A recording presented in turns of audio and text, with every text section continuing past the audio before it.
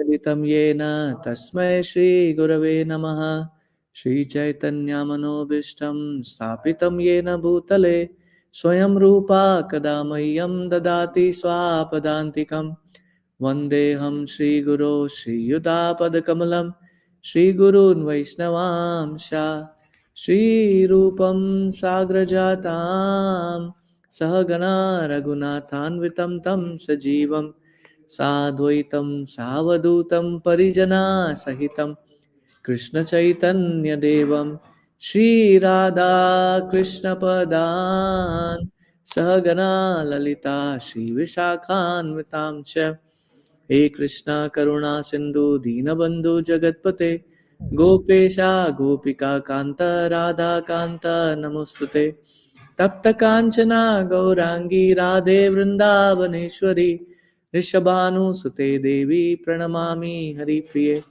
वाञ्छाकल्पतरुभ्यश्च कृपा सिन्धुभ्य एव च पतितानां पावनेभ्यो वैष्णवेभ्यो नमो नमः।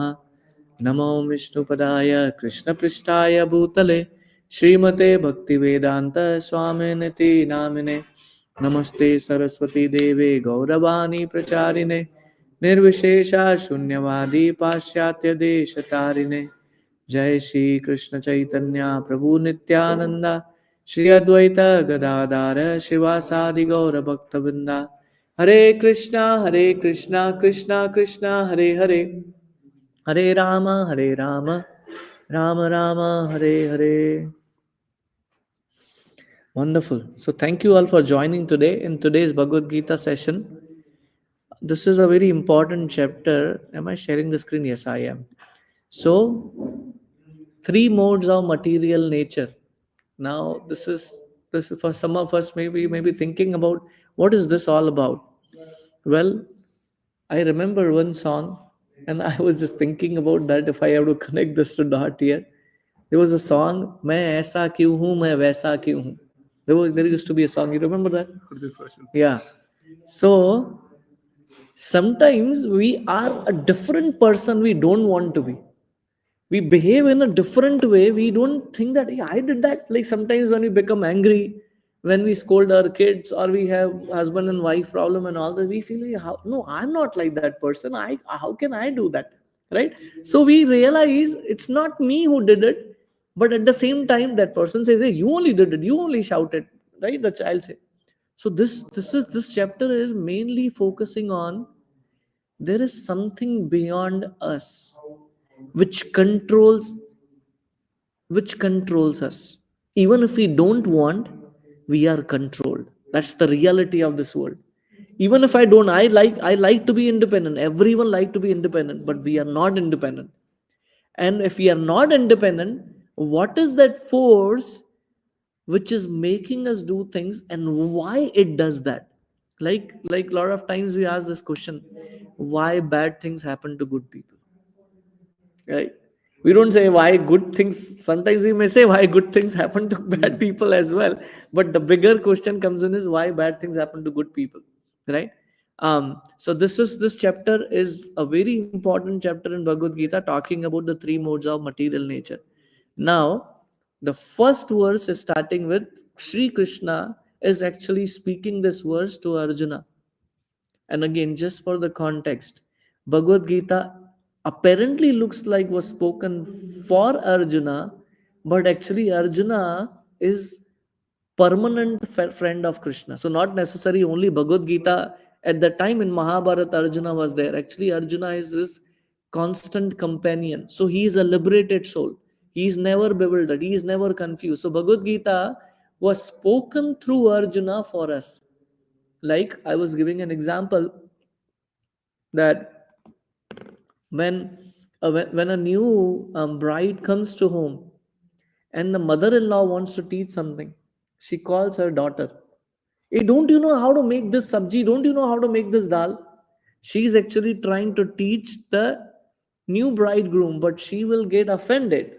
So she has to use the daughter because the daughter already knows.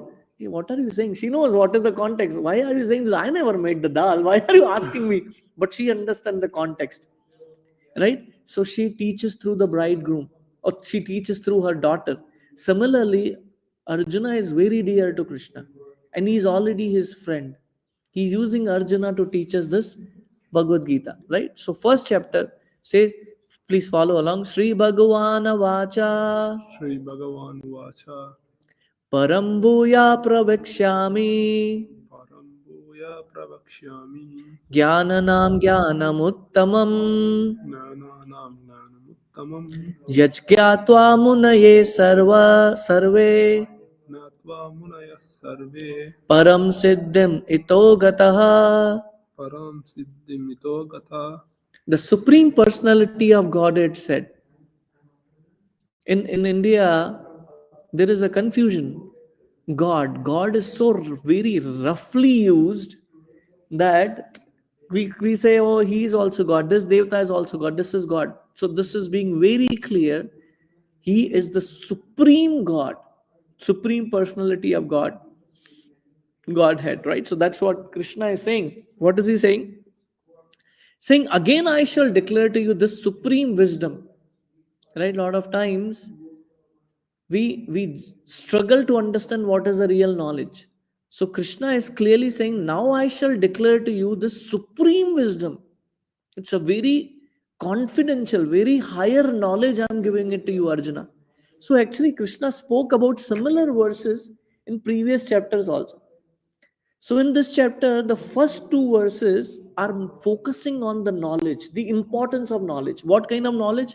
Knowledge of not which car to buy, which product to buy, how to become a millionaire in America, how to get a quick green card, how to become a citizen. Not that knowledge, that is temporary, that goes with the body, right? Can I say in my next life, if I happen to become a human and I just, I come to, I take a flight and then I come here and land onto the embassy and say, or land onto the airport, they say, where is your visa? Yeah, I don't have visa. In my past life I had visa, I was a citizen. Can you say that? They'll kick you out, they'll put you in the jail, because that is only temporary for the body. So whatever knowledge in the material world is there, it is only for body. However, Krishna is giving the knowledge at the platform of the soul now. So that's why it is a supreme wisdom, the best of all knowledge, knowing which all the sages have attained the supreme perfection. Right? What is the purpose of life? The purpose of life is not to earn money. The purpose of life is not to become a CEO. The purpose of life is to not have millions of dollars in your account, because that is not going to help you from death. Everyone has to die one day. None of us can carry whatever we earned here. So that is not the goal of life. The goal of life is to understand, how can I get out of the cycle of birth and death. So we took a birth, now we become, then we grow up, then we become young, then we become old, then we die. But again we take birth. So this is a cycle we are going through. How many, what is the duration of overall the cycle? We have crossed over 84 lakh species just in this cycle, right? You would better know how many zeros are there in lakh. I don't want to talk about it. Imagine what a pathetic life we are in. I was just thinking about it. We're just driving down, you see tree, they don't have leaves. Whether it is cold, whether it is snowing, whether it is very hot, whether it is raining, can they say, oh, I feel cold, I want to go somewhere? They can't move either. They have a soul. It's not that they don't have a soul, they cannot move, right? So similar way, fortunately, we have given a human form not to actually think about how do I improve my lifestyle, but to actually think about how do I get out of the cycle of birth and death. So here, Krishna is saying, knowing which all the sages have attained the supreme perfection. What is that supreme perfection? That you get out of birth, old age, disease, and death, and you go to the abode of Supreme Lord Krishna, where you don't have to face difficulty, you don't have to grow old, you don't have to get sick, you don't have to pay, you don't have to work from 9 to 9 or whatever it is, that you don't have to work for a boss or anything like that. So Prabhupada, as usual, in every chapter at the first verse, he is summarizing the what is the context of this chapter to the previous verse and what is going to be discussed in this chapter. What is the importance of this chapter? So Prabhupada is writing in the purport, from the 7th chapter to the end of 12th chapter. Right? So Bhagavad Gita, like we said, is divided into 3 sections. 1 to 6, 7 to 12, and 13 to 18. Like a sandwich. What do you have in sandwich? You have a bread, you have a on top bread, there is a bottom bread, and then the stuffing is in between, right?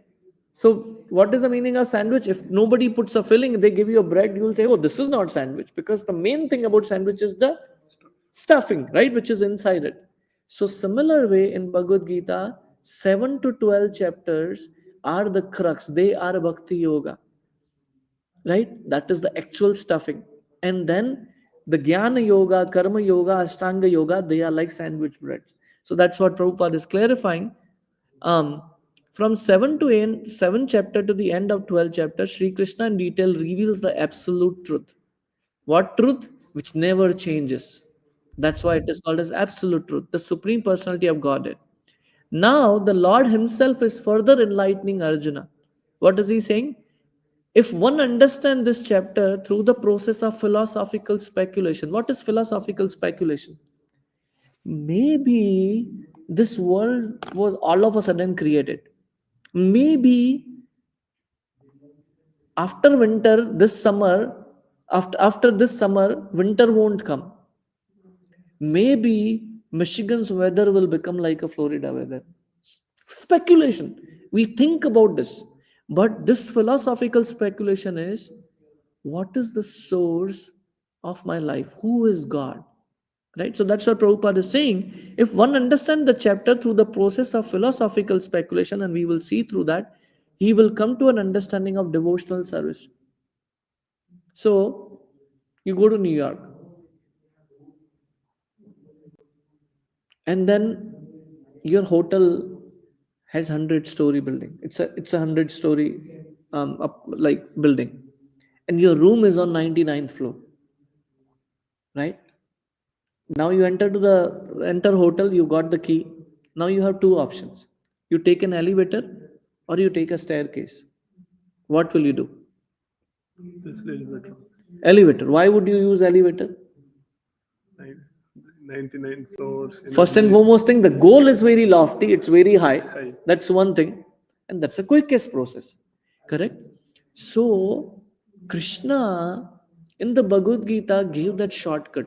What is that? Bhakti yoga. That you take the elevator, directly go there. You don't have to do this mental speculation. So that's what it is saying. Ultimately, you will come to devotional service. But Prabhupada directly gave devotional service. In the 13th chapter, it was clearly explained that by humbly developing knowledge, one may possibly be freed from material entanglement. What is the meaning of humbly developing knowledge? So, here we don't have a water problem, but at least I remember in India we used to have a water problem. Right? You remember? When there is a water problem, you have to go a little far to fetch the water, right? It doesn't come in the tap at home, so you have to go far and fetch that water. Now imagine if you have a pot and you want to fill the water. When you go to the tap, the the pot is already filled. So if you put the water, what will happen? It will spill over, right? Because it's already contains the water. That means for acquiring a knowledge, one has to have an empty pot. One has already its preconditioning. I think no, Krishna didn't speak Bhagavad Gita. Maybe someone spoke Bhagavad Gita. Kurukshetra is a place someone told. No. The people are making those things. When we want to come to acquire knowledge, we have to come with empty handed. And that's how we can get the knowledge. You remember that story? Teacher, music teacher, you remember that? So one student came to the teacher, to the music teacher. I want to learn music, right? I want to learn music. He said, okay. Do you know music a little bit? He said, yes, I know XYZ and all that stuff. Okay, your fees is 200 rupees. Fine. Another student came in at the same time.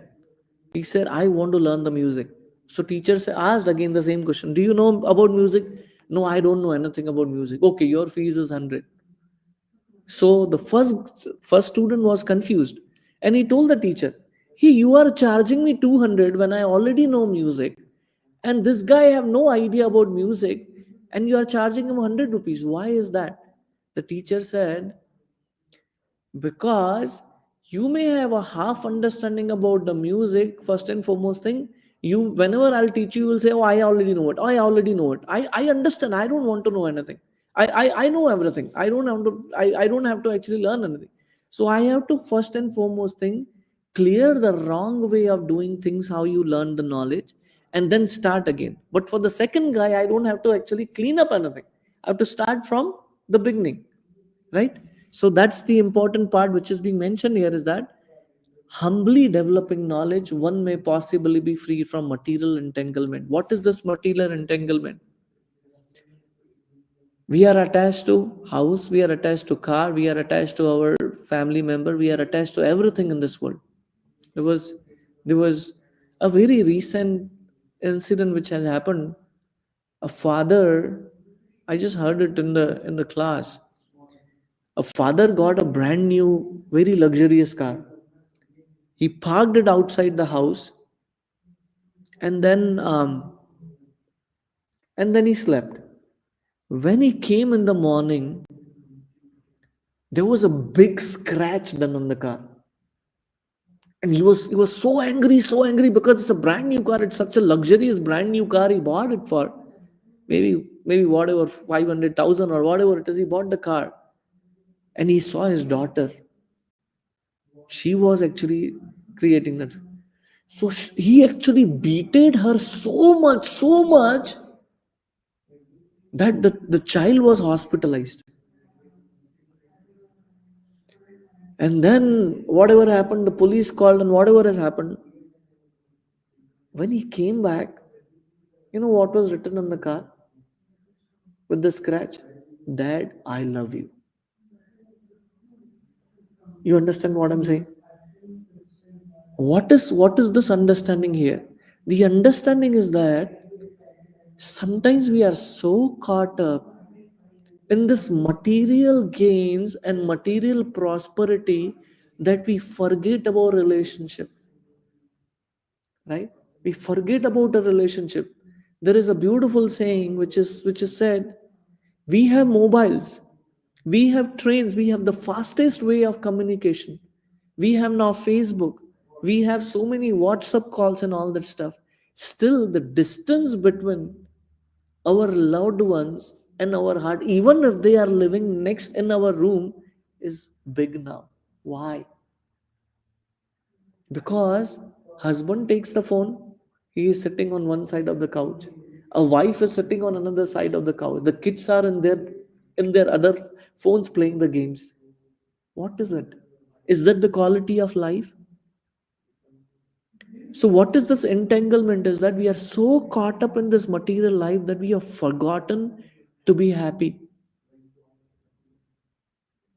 And why we are entangled, that's the purpose of this chapter. It is also has been explained that it is due to association with modes of nature, that the living entity, who is the living entity? We are the living entity, is entangled in the material world, right? Now in this chapter, the Supreme Personality of Godhead explains that those modes of nature are how they act, how they bind, and how they give liberation. Very important. In earlier times, the enemies used to live in a different planet, right? Earlier times, in previous yugas, the demons, in the first yuga, the demons used to live in different planet, then in the same planet, then in the same house, and now the demons or enemies are living within us. What are these anarthas, or what are these enemies which are living within our heart? Is Kama, Krodha, Lobha, Moha, Mats, and Matsarya. What is Kam? Is a lust. Lust is one understanding we have, is an attraction between a man and woman. But the actual meaning, that's a physical lust. There is subtle lust, which is basically acquiring more and more attachment. And then what is that? Anger. greed, right? All these are actually the demons which are living within us. Why they are living? Because we are associating with the modes of material nature, and we'll talk about that now. In this chapter, the Supreme Person explains what these material and how they act, right? The knowledge explained in this chapter is proclaimed by the Supreme Lord to be superior to the knowledge given so far in other chapters. Because if I know why I'm caught up with, what I'm caught up with, then you will get. So for an example, a lot of times when people get sick, the bigger challenge is not to find out the medicine. The bigger challenge is to find out is what is the problem, why I have some issue, right? A lot of times, at least in America, it even happens in India as well. Sometimes the doctor cannot figure out what the problem is, because the doctor has to know the problem to give you the medicine. He cannot give you the medicine just like that, right? He needs to know the problem. So similar way, we are sick, but the challenge here is that I can get the medicine, but what is the problem I have, which I'm not able to find out. So Krishna is giving that knowledge in this chapter. What is our sickness, why it is caused, and how to be cured. By understanding this knowledge, various great sages attain perfection and transfer to the spiritual world. So there are people who have already passed this PhD program, right? And they have moved. That is what is being explained here. The Lord now explains the same knowledge in a better way. This knowledge is far, far superior to all other processes of knowledge, thus far explained, and knowing this, many attain perfection. Thus, it is expected that one who understands 14 chapter will attain perfection. So that's the result which is already offered in the first verse, right? Any questions or comments before we move to the next verse? Online? You're good, Prabhu? I'm good, Prabhu. Okay, so I assume there are no questions here. Let's move to the second verse. Krishna continues this verse. Idam jnanam upashritya Idam jnanam upasritya mama sadrayam agataha mama sadamryamagatah sarge api nopajayante sargepi nopajayante pralayena vyathanti cha. pralayena vyatanti cha. By becoming fixed in this knowledge, which means thoroughly understanding this knowledge, one can attain to the transcendental nature like my own. Wow. Why this knowledge is so secret? Why this knowledge is so important? Why this knowledge is very special? Because if we acquire this knowledge, we can actually go to the abode where Krishna is living. Right? A very important thing. The established one is not born at the time of creation or disturbed at the time of dissolution. So let's talk about this thing which was briefly mentioned in previous chapter, which is very important for the second part of the verse. So there are three creations and there are three annihilations. Anybody remembers what are the three creation and what are three annihilations? Anybody online? What are the three creations and what are the three annihilations? We take a birth, we die. Every one of us, right? We don't remember what happened in previous life, but we all take birth and we all die, right? That's first one. So for us, there is an end. It's not everything is ended, but for me, if I'm dead, for me everything ended. Doesn't matter whether someone is living or not. If I'm dead, everything is dead for me, right? Yes. So that's the first dissolution, which is only limited to me. Second level of dissolution is Brahmaji is our grandfather, great grandfather. He created all of us, right? When Brahmaji goes to the sleep, there is a second level of annihilation happens.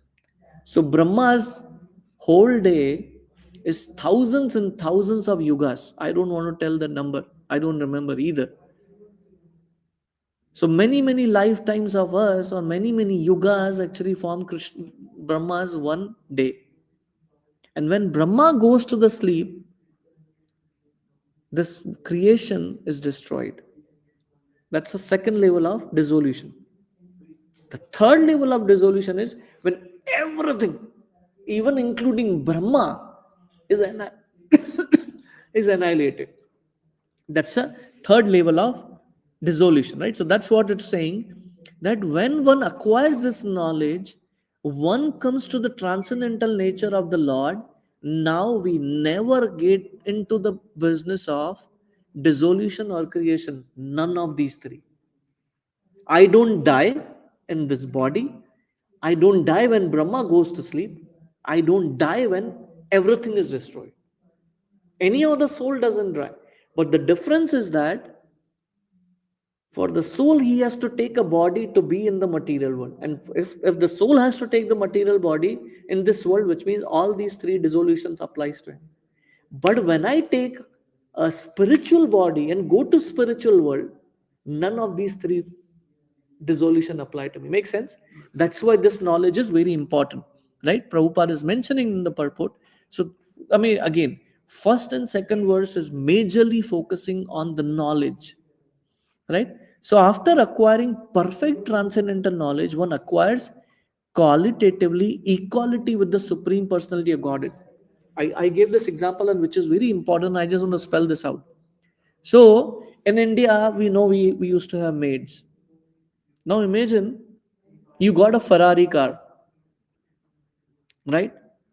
And your servant comes in, and then she receives a call. Now everybody has a phone.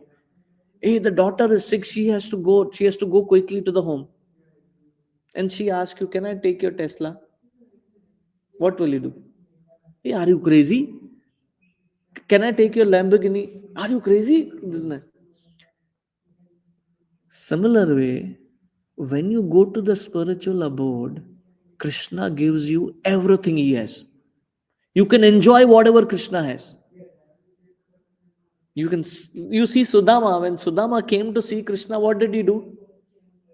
He make him sit on his throne. And where was Krishna sitting? He was sitting on the floor. What was he doing? He was washing the feet of Sudama. Who is washing? The supreme personality of God. Who is Sudama? He's like a beggar. Of course, friend of Krishna, but from material standard, he is a beggar.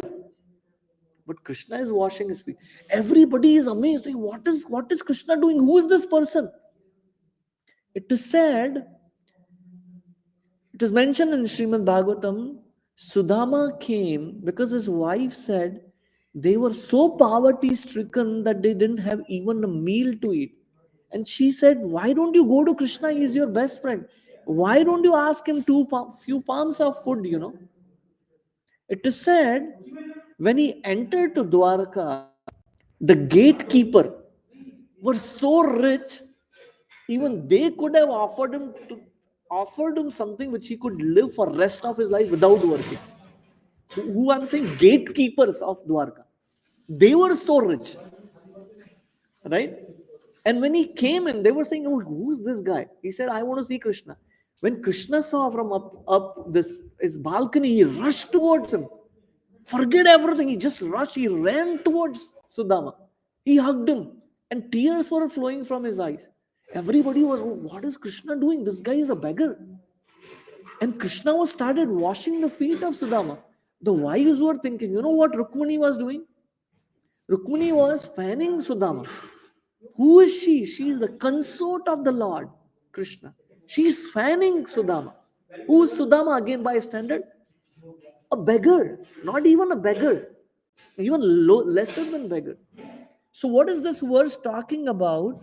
This verse is talking about one acquires qualitatively equality with Supreme Personality of God. Krishna says, "This Lamborghini is yours.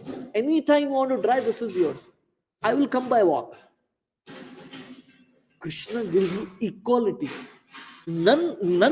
Nobody in this world, whatever best friend you have, you ask them, you have a friend who has a house, say in New York downtown, right? He has a mansion there, and you tell him, "Hey, I am coming with my friends for 1 month. You go somewhere else, I'll stay in your house." What will he say? Who are you? Who are you?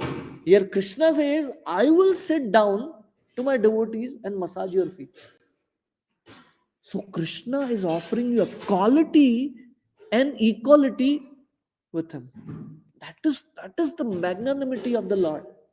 You know, when Lord Ram, we just had Ramayan, Lord Ram, Ramanomi just passed, right? Lord Ram's appearance day. When Vibhishan came to take the shelter of Lord Ram, what did he say? He actually, Vibhishan, he coronated him that you will become the king of Lanka. Or you don't have an army, you're still waiting on the ocean. This first and foremost thing, you are not able to find out Sita. Finally, you figured out, and you are on the shore of the ocean, and you are coronating me. Forget about the fight, which hasn't started yet. You have to go towards the other side of the sea. You may think like that from material calculation perspective, right? When Prabhupada came to New York, he was sitting on a bench, and Prabhupada was saying, I'm going to create an institute, ISKCON, and there'll be thousands of people joining. And this guy was, oh, he's just an old man. He has nothing. He doesn't have a house to live. What is he talking about? Material calculation doesn't apply on the spiritual plane, especially for pure devotees and Krishna. Right? So where was I? Where was I when I started talking about this example? Anybody online? Sorry, I just lost. So Lord Ram, Yeah. when he was there, he actually coronated Vibhishan as a king. And Hanuman asked him a question. So you coronated Vibhishan as the king of Lanka. How about if Ravan takes the shelter of you now? He said, I'll offer him Ayodhya. Oh, but if you offer Ayodhya, then what will happen to Bharat? What will you offer him? He said, I'll give him a spiritual world. What about you? I'll become a doorkeeper. That is the magnanimity of the Lord. Right? That's why it is the bhakti, the process of devotional service is so sublime, because for whom you are doing everything is so humble, so magnanimous. Right? Becoming free from the repetition, birth and death. We will be out of it. One does not, however, lose his identity as an individual soul. The soul remains the same. We never become God. We will remain the servant of God. But what kind of servant? Krishna is playing with the Gopas, and Gopas are defeating Krishna. So the game is, whoever is defeated, they have to carry the winner on their shoulder. And Krishna is carrying his friends on the shoulder. When Krishna killed Kamsa, the Gopas came. Krishna, you killed? Hey, I defeat you every day. What are you talking about? You killing Kamsa? Tell me real, who did it? Krishna, I did. Hey, come on, man. I defeat you every day. What are you talking about? That is Krishna. Krishna gives you the role of a winner. That you win from Krishna. Krishna is defeated. Right? Krishna is defeated. That's the amazing part about the beauty of Krishna. When there is a fight going on, Krishna said, I will never pick up a weapon. And here, Bhishma took a vow, I'm going to kill Pandavas today. So he's throwing arrows left and right. And first time ever in the war field, Arjuna had just one drop of sweat. Only one drop of sweat. Krishna saw that. Immediately picked up the wheel and started running towards Bhishma. We used to have that picture here. They moved from here. A beautiful picture. We all know about that. Arjuna is holding the feet. My Lord, you took a vow that you will not take a weapon. Hell with my vow. My devotee takes the first priority. That's Krishna. Right? It is understood from Vedic literature that the liberated souls who have reached the transcendental planets of spiritual sky always look to the lotus feet of the Supreme Lord, being engaged in his transcendental loving service. So even after liberation, the devotees do not lose their individual identities. The whole world is behind what? Lakshmi ji. Sukh sampati gar aave kashta mite tanka. What is Lakshmi ji doing in Vaikuntha? Do you know what is her job profile? Anybody know what is the job profile of Lakshmi ji? in spiritual world? Anybody can comment online? Just making sure you are listening.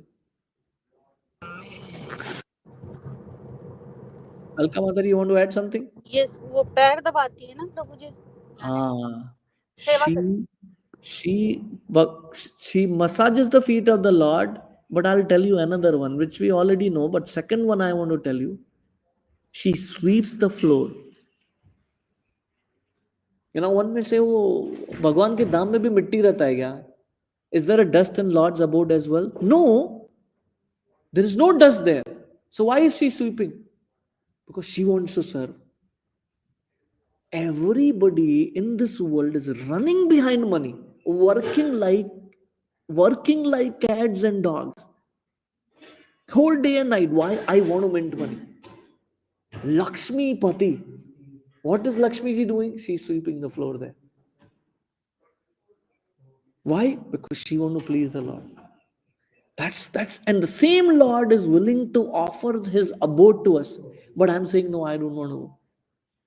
In Maharashtra, there is a very wonderful, very famous personality called as Sant Tukaram. Have you heard about that? Sant Tukaram was a very powerful devotee of Vithalji. Vithalji is actually Lord Chaitanya.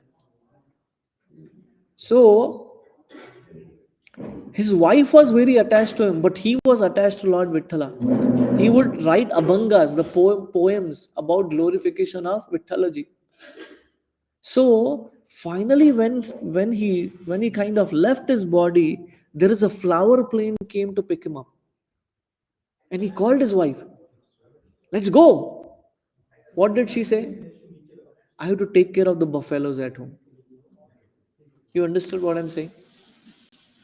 That is such an unfortunate thing. Lord is offering the highest position. Sant Tukaram is saying, चलो नहीं मेरे को भैंसों को संभालना है.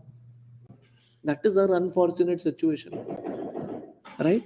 So coming back to this verse, generally in the material world, whatever knowledge we get is contaminated by three modes of material nature. My teacher says you should acquire education. Then I say, why should I acquire education? My son should become a doctor. Why? He can mint more money. But that's not what the teacher said. Teacher said about the knowledge. We interpret based on our senses, our understanding about what has to be done. Knowledge which is not contaminated by three modes of material nature is called transcendental knowledge. Right? This is what we are doing here. We are not acquiring a traditional knowledge like material world. We are trying to know about Krishna. As soon as one is situated in the transcendental knowledge, he is on the same platform as a supreme person. Right? Very important line. Those who have no knowledge of the spiritual square hold that after being freed from the material activities of material form, the spiritual identity becomes formless without any variegated. We'll skip this line. However, just as there is a material variegated in the world, in the spiritual world there is also variegatedness. Not that everyone is a man, everyone is a woman, everyone looks the same. Well, in Vaikuntha, everyone gets a same form as the Lord. You also have forehead, but everyone is still different from Krishna, right? The atmosphere is said to be uncontaminated, and there is equal in quality with Supreme Lord. To obtain such knowledge, one must develop all the spiritual qualities. That is the purpose of studying Bhagavad Gita. We are here to develop spiritual qualities, which are completely opposite to the material world. In material world, we compete. Hey, this is mine, this is mine, this has to be mine. That if I'm performing a job, I should get 70% rise, rest all, whether they get or don't get, I don't care, but I need the high. It's competitive. In spiritual world, other person should get first. Whether I get or I don't get, the other person should get it. That's spiritual mentality. In material world, I want to be the boss. In spiritual consciousness, I want to be the servant. In material world, I want to sit on the couch and somebody massages my feet. Somebody prepares lunch for me. Somebody washes the dishes. In spiritual consciousness, this plate is for you, I will serve you. I will wash the dishes. This is the difference. So why we are here? not to bring our material contaminated consciousness, ego. How can that person tell this to me? Arey, when I am the servant, he is the master. Whatever I say, I am supposed to follow, right? I'm the servant. Does the servant say, master, hey, मेरे को बोलने का नहीं? He'll be fired, right? If your boss tell you something, do you counter attack? No, you listen because he's a boss. So in the spiritual form, when we come to the spiritual platform, we imbibe the quality of a servant. What is the meaning of servant? Not that the other person is trying to exploit you. No. Sudama was a servant, but Krishna became his servant. That is spiritual consciousness. That's a spiritual quality. Spiritual quality is about removing the big I and opening the I. Am I making sense? I is the capital I. We remove that and we decorate our eye through which we see with the transcendental knowledge and develop those spiritual qualities. That is the mission of practicing bhakti. Practicing bhakti is not an external form. Hey, I go to ISKCON, I have this guru, I have that guru. Spiritual knowledge or spirituality is all about how it is transforming my life. Am I becoming a better person? Am I treating people better than how I was before? Whether my ego is down, when somebody says something, you are the master, I am the servant. Not that, how come that person tell it to me? I will never talk to that person. Hell with him. I don't want to come to the temple. That's not the material world is. That's all material world, material consciousness. That's not what we carry in spiritual world. In spiritual world, we all stay together. There is no I, me, and mine concept there. One who thus develops the spiritual qualities is not affected either by creation or destruction of the material world. That is what we want to get. So if I'm coming to the temple, if I'm studying Bhagavad Gita, that should transform my life. That should make me a better person whom everyone admires. Not that they run away from me. If they are running away from me, that means something is wrong with me. Or if I'm running, oh, I want to be alone. I don't want to go to the temple when everybody is there, when there is a program. I will just come alone. We can never go to the spiritual world alone. We can go to spiritual world with others because Krishna doesn't meet you alone. Krishna is always with his friends. I say, oh, Krishna, I don't want your friends. I just want me and you. Sorry. You don't belong to the spiritual world. You stay in the material world. Material world means relationships. Sorry, spiritual world means relationships. How can I be with others? How can I relish? What a festival we had. Were you there in that part? Such a festival. I just can't forget it. We had our temple 6th anniversary. The temple was crazy. Everyone was just jumping on their peak for hours. Morning 10 to night 12 o'clock. Everyone is just dancing like crazy. What is the transformation means? I want to associate with devotees. I want to come and see Krishna. I want to. This is Krishna. This is your 6th birthday, 6th anniversary here in the temple. What can I do for you? Coming for Mangalarti, serving. That's the mood. Developing those spiritual qualities is all about that, not a pseudo thing that I'm connected to ISKCON because I'm wearing a bead bag or something like that. No. It is about developing that spiritual consciousness. How can I serve Krishna? Not alone, with others. Otherwise, year after year, days after day, month after day, birth after birth, we will never come to that platform even after understanding the real purpose. Because you may know the destination, but you need to know the path to go there. We can never walk alone. We need people around us. When we leave our body, it is said, none of our senses work, only ears work. You can't speak, you can't see. So what will happen? You have to hear. Who is going to speak if nobody is around? Who is going to give you Krishna Katha? Who is going to speak? Who is going to chant the holy name? Nobody is there. I want to be alone. I don't want to go to the temple. Then I will die alone. I will not have anybody to chant for me. So spiritual process means building, imbibe. Let's read the 3rd verse. That will be today's last verse. Mama yonir Brahma.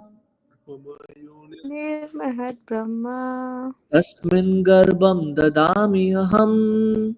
tasmin Tasmin Garbham Dadamyaham. Unmuting. Sambhava sarva bhutanam. Sarvabhutanam. Tato bhavati bharata. tato Bhavati Bharata. The total material substance called Brahman is the source of birth, and it is that Brahman अभी that उनका I पता लगता है impregnate. तो कहते हैं उनको लगता है ना हम सुन रहे हैं नहीं तो सोचते हैं कि सुन नहीं रहा खाली बंद करके बैठे Sorry. The total material substance called Brahman is the source of birth, and it is that Brahman that I impregnate, making possible the birth of all living beings, O son of Bharata.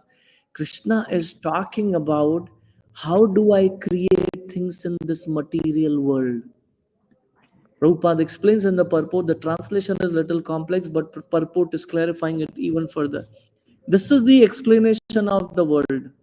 Everything that takes place is due to the combination of Kshetra and Kshetrajna. We read the word Kshetra and Kshetrajna in the previous chapter. क्षेत्र मतलब हमारी body क्षेत्रज्ञ जो body के अंदर रहता है मतलब Living entities made possible by the Supreme God Himself. So there are two important entities. Other than we living entities, there is material nature. Right? That is called as Mahatattva. What is another name of material nature? Mahatattva. The Mahatattva is the total cause of total cosmic manifestation. Everything other than us is material nature. And the total substance of material cause, in which there are three modes of nature, is sometimes called Brahman. So in the material world, there are three modes of material nature. What are they? We will come to that. The Supreme Personality of Godhead impregnate the total substance. So when the creation happens, before the creation happens, everything is non-moving, right? So material world is created, but it is not active.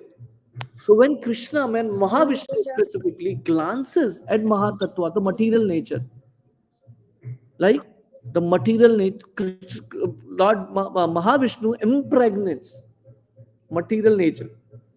That's how it becomes active. And at that time, the time is created. Right? Krishna says, time I am. And you see, time is what is taking us closer to death in a way. Right? So that is the time when the time is activated. So that's what Krishna is talking about. So when the material world is activated, impregnant, three modes of material nature also activates. Right? So the Supreme Personality impregnate the total substance, and thus innumerable universes become possible on the material world, right? This total material substance is Mahatattva, is described as Brahman in Vedic literature. Mundaka Upanishad, it is mentioned. What does it say? The Supreme Personal, which is Mahavishnu, impregnates that Brahman with the seeds of living entities. So material nature is inactive. When Mahavishnu glances at that, it just becomes active. With his glance, the living entities are put into the material world. All of us are put into the material world. And this material world is created of 24 elements, beginning from earth, water, fire, and air, and all material energy. And they constitute what is called as Mahad Brahma, which is also called as Mahatattva, or nature, the living entity. Right? Sorry, the great Brahman, the material nature. As explained in 7th chapter, beyond this, there is another superior nature, the living entity. So, one is internal energy, second is external energy. Internal energy, we already know it's about Krishna's spiritual energy. And external energy is this material world. Too closed? It's closed. Material world is the external energy, but in between are the living entities. So we are superior to material nature. Right?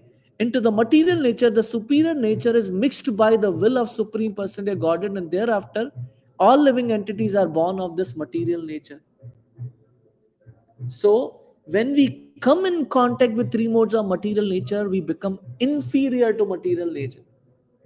We are superior, right? That's what is mentioned. Very beautiful purport Prabhupada explains.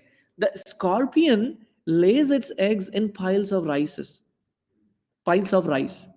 And sometimes it is said that the scorpion is born out of rice. Is that true? No, because the mother lay their egg in rice. That is not that the scorpions are born of rice. Am I making sense?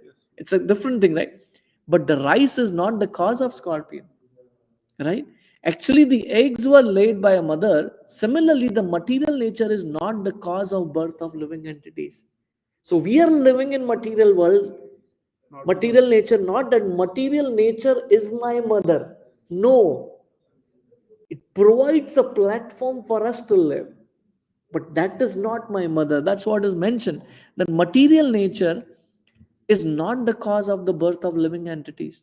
The seed is given by the Supreme Personality of Godhead, right? And they only seem to come out as the products of material nature. Like the scorpion apparently comes like it is born out of rice, but no. Like similar way, we are apparently looks like because we are born in material world, so it says material nature is a no. It just provides the background. Thus, every living entity, according to the past activities, has a different body. Why am I like in a certain way? Why someone is earning more salary? Why someone is struggling for 2 meals in India and I'm living in America? It's just all because of my previous karma, past activities. That does not mean I become proud, I'm become an American, because at the end of the day, this world, the karma is like debit and credit. When my balance is over, I'll go back to square one. That's why we have to understand how do I get out of this out of cycle of karma. So that the entity can enjoy or suffer according to the past deeds. Nobody is forcing misery on us. We created our own karma, which we are going through. Nobody is responsible for it. We ourselves are responsible for that. So Lord is the cause of all manifestation living entity in the material world. So it's 8:30. Are there any questions or comments before we end? You want to add something, Naresh Prabhu? Okay. Any questions or comments online? If something happens bad to me, who is responsible? Go ahead. Go ahead, Mataji. I have a quick question. So, after listening to all of this, Hmm. I was wondering, like, how do we deal with the material world? So, uh, Yes. like morning we go to office, we deal with people, and like Hmm. the whole day we are dealing with the material world, right? So, how Hmm. do we deal with that and then still continue on the spiritual path? Very wonderful question, Mataji. Have you seen lotus flower? Yeah, Where does it grow? Kichad, yeah, Have you seen kitchen and lotus flower? no, How is that possible? Interesting philosophy, right? right, yeah, This material world is like that muddy water.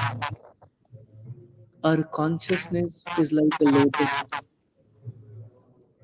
What does that mean is living in the world but off the world. Living in the world. One second, I'll put you on mute so that I don't hear me back. So feel free to, thank you. Living in the world but off the world. Which means living like a lotus in this world, that I'm living in the material world which is filled with such mud and this thing, but my consciousness is so fixed on Krishna or teachings of Bhagavad Gita that I'm not affected by my surroundings. That is the key focus of Bhagavad Gita. We can, if we are, Prabhupada would say a beautiful line, best use of bad bargain. Whatever situation I am in, I understand there is a challenge. What is the best thing I can do while I'm in this material world is what we are talking about. Does it make sense, Mataji? Does it answer your question? yes, Prabhu. So, is there any practice like if we Yes. encounter something, like how to deal with that? This chapter specifically focused on the souls who have perfected their life. Krishna actually appeared in the mood of Krishna appeared in the form of a devotee as Lord Chaitanya. And he gave in Kali Yuga, there is only one process which will work, nothing else will work, is chanting Hare Krishna, Krishna Krishna, Hare, Hare Rama, Rama Rama, Hare Hare. It is self-evident process. You can experience yourself. You don't have to rely on what I am saying. You take up this mantra, you chant every day when you wake up, at least. You can chant any time based on your availability, but the best results come like you want to put, thank you, bro. Right? So we have to actually understand that what is the best time to chant. If you do it in the morning, it helps you to focus your mind, and it actually dovetail your intelligence to understand how to deal with it. And that's a perfect medicine to actually always be at the lotus consciousness, is to chant the holy name of Krishna.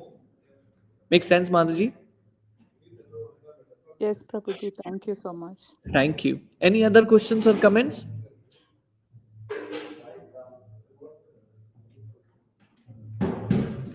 Finally asking, are there any questions or comments? Okay, go ahead, Mataji. Okay, no problem. Thank you so much. Shila Prabhupada ki jai. We will continue next Tuesday. Thank you all for joining. Um, whoever is, whoever wants to join in the temple, you are more than welcome to join. If you, in-person session will always be helpful. If you are living in Michigan, you are close by, please feel free to come to the temple at 7:30 to 8:30 every Tuesday. Um, yeah. Thank you so much. La Prabhupada ki jai. We'll continue next week. Hare Krishna. Thank